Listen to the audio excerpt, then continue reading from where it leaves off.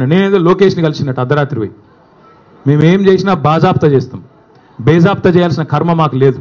అయినా నాకు తెలియక అడుగుతా, లోకేష్ ఏమైనా నీ లెక్క అంతర్రాష్ట్ర దొంగనా? లోకేష్ ఏమైనా నీ లెక్క సంచులు మోసినోడా? లోకేష్ ఏమైనా నీ లెక్క చదువు రానోడా?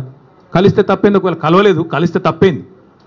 అయినా నాకు తెలియక ఇంకో మాట అడుగుతా, పక్క రాష్ట్ర మంత్రి యువకుడు, నాతో డెఫినెట్గా సత్సంబంధాలు ఉన్నాయి, ఇద్దరం కూడా ఫ్రెండ్లీగా ఉంటాము, కలవలేదు కానీ కలిస్తే తప్పేంది నాకు తెలియక అడుగుతా.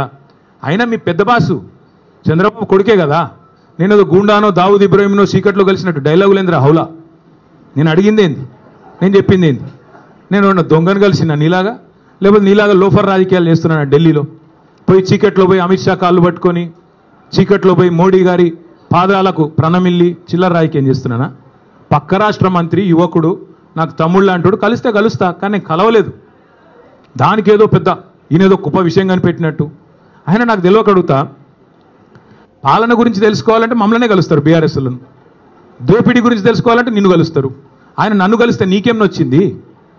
ఆయన నన్ను కలిసినా నీకేం బాధ అవుతుంది నాకు తెలియక అడుగుతా.